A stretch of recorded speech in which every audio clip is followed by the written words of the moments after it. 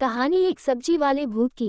कहानी शुरू होती है बिहार के एक गांव से। वहां रमेश नाम का एक युवक रहता था। वो बहुत गरीब घर से था। उसकी माँ और वो दोनों रहा करते थे उस गांव में। घर में उसकी माँ के अलावा कोई नहीं था। उसके ऊपर बहुत जिम्मेदारी थी घर की। वो अपनी माँ को खुश देखना चाहता था। गांव में उसके खेत थे, पर खेती के लिए पैसे की जरूरत होती है। फिर वो पैसा कमाने के लिए शहर जाने को सोचता है। वो अपनी माँ रुक्मणी से पूछता है, माँ मैं शहर जाना चाहता हूँ काम करने, इससे क्या होगा, घर की जरूरत भी पूरी हो जाएगी और धन इकट्ठा करके हम खेती भी कर लेंगे। उसकी माँ बोली, बेटा तू शहर मत जा, मुझे कुछ भी अच्छा नहीं लग रहा, तू ना जा। रमेश बोलता है, माँ सुनो, मुझे कुछ नहीं होगा, तुम अपना ख्याल रखना, 15 दिन में मैं गाँव आया करूँगा और तुम्हें पैसे देकर चला जाया करूँगा। रमेश का शहर जाना। रमेश शहर जाने के लिए गांव से बस में चढ़ जाता है और उसकी माँ की आंखों में आंसू आ जाते हैं। वो रोती रोती घर को चली जाती है। फिर शाम तक रमेश शहर चला जाता है किसी की कोठी पर माली का काम करने। उसको 10,000 रुपये मिलते हैं हर माह। मालिक तो ज्यादा घर से बाहर रहते थे। रमेश के मालिक का नाम गोवर्धन दास था और एक गोवर्धन दास का छोटा भाई भी था, चमन दास। वो बहुत लालची इंसान था, मतलब कि अपने भाई की सारी संपत्ति हड़पने के बारे में सोचता रहता था। वो रमेश एक ईमानदार आदमी था।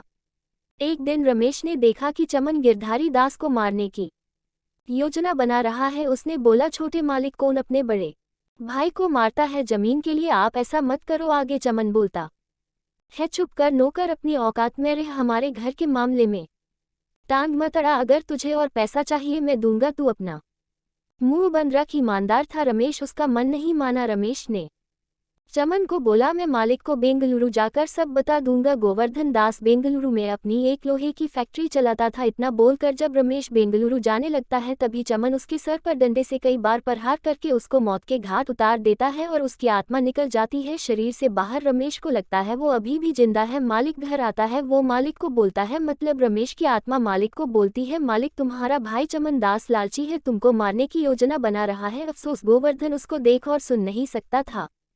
रमेश को भगवान की भविष्यवाणी मिलना।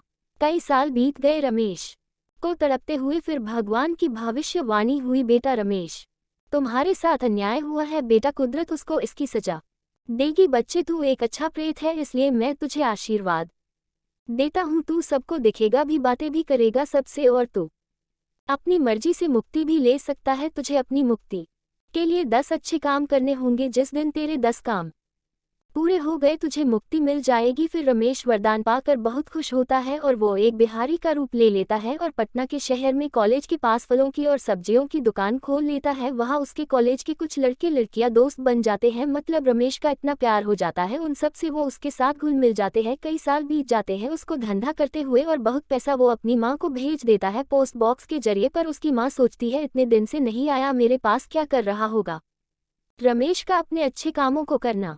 रमेश ने सोच लिया, जिस दिन सबको पता चला मैं प्रेत हूँ, लोग मेरे साथ बात नहीं करेंगे, इससे अच्छा है मैं 10 अच्छे काम कर लूँ। इतने में खबर आती है कि चमन लाल जो उसका कातिल होता है उसका भी वैसे ही खून हो जाता है। फिर रमेश पहला नेक काम करता है, एक गरीब परिवार को सब्जी फल फ्री देकर जब तक कि वो दुनिया में है। फिर दूसरा नेक काम एक बेसहारा लड़की को अपनी बहन बनाकर करता है और अपनी आधी जायदाद उसके नाम कर देता है। तीसरा नेक काम वो अनाथ बच्चों को दान करता है। चौथा अच्छा काम वो पानी की सेवा करता था, उसने है मस्जिद मंदिर में पानी की टंकियां लगवाई। पांचवा अच्छा काम अपने गांव में एक मंदिर बनाया। छठा अच्छा काम एक बेरोजगार को जो कॉलेज फीस नहीं दे सकता था उसकी फीस देने का वादा किया जब तक वो धरती पर है और उसको अपनी दुकान देने का वादा किया। सातवां अच्छा काम बुरे भूत लखन को मुक्ति दिलवाना। 9 अच्छा काम सभी लोगों की कॉलेज की फीस माफ करवानी।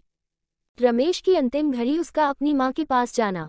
रमेश 9 अच्छे काम करके और वादे के अनुसार वो दुकान उस कॉलेज के लड़के के नाम करके और सभी कॉलेज के लोगों को सच बोल कर अपने गांव में चला जाता है अपनी माँ के पास। उसके साथ जो होता है वो बताता है अपनी माँ को सच, और जिस लड़की को बहन बनता है उसको भी अपनी माँ को दे देता है और बोलता है, माँ तुम्हारे दर्शन करके मुझे मुक्ति मिलेगी, मेरा आखिरी अच्छा काम रह गया है, फिर मुझे मुक्ति मिल जाएगी।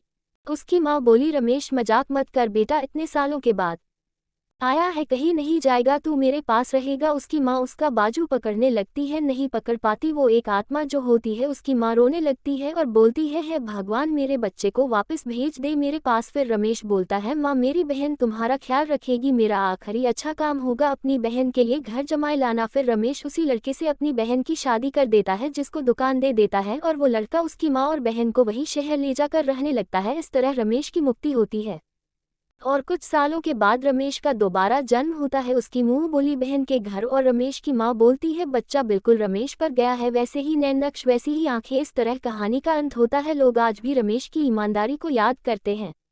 शिक्षा, ईमानदार इंसान का भगवान भी साथ देता है। अगर आपको ये कहानी पसंद आई तो चैनल द हॉन्टेड रील को सब्सक्राइब करो, वीडियो को लाइक करें और अपने कमेंट ज़रूर बताएं और हमें सपोर्ट करें।